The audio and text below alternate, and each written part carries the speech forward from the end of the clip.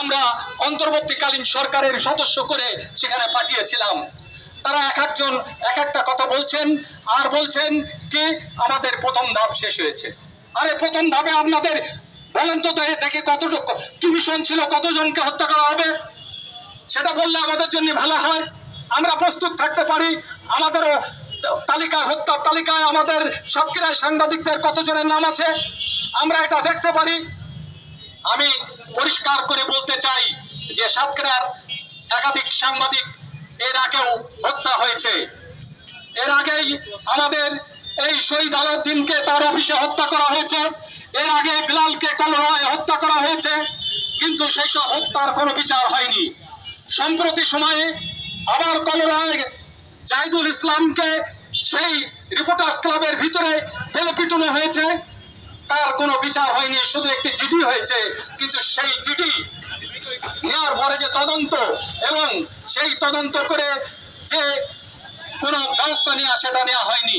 টিপুকে একজন প্রশাসক তাকে ডেকে নিজে তাকে 7 দিন জেল দেওয়া হয়েছিল। খালি জেলে সবকিছু শেষ হয়ে যায়। আবার বলছি আমি আপনাদের কাছে বিনীত অনুরোধ করছি, এই প্রশাসন, এই পুলিশ প্রশাসন আপনারা জেগে জেগে ঘুমাবেন না।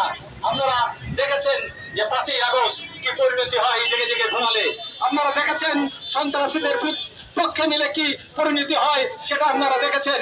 আপনারা দেখেছেন যে ফাঁসিবাদের পক্ষে নিলে কি পরিণতি হয় সেটা আপনারা দেখেছেন।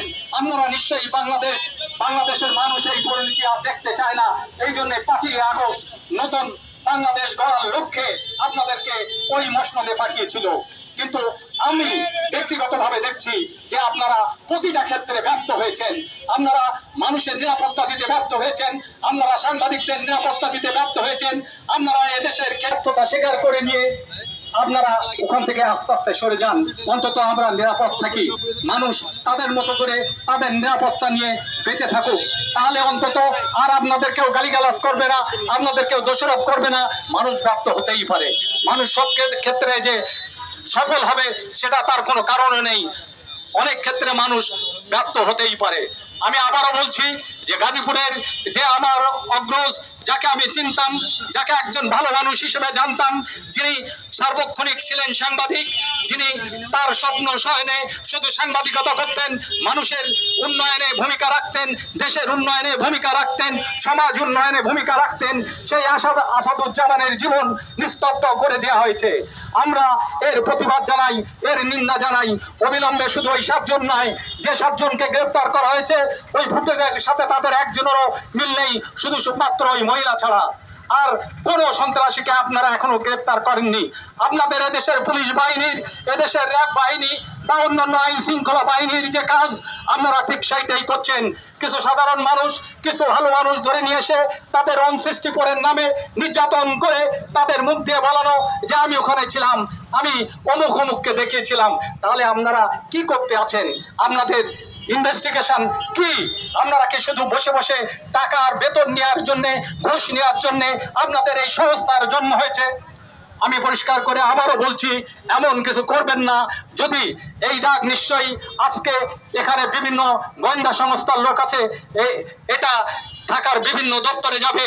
আমি পরিষ্কার করে বলছি, যেন আমাদের সাতক্ষীরার থেকে এই আন্দোলন শুরু করতে না হয়।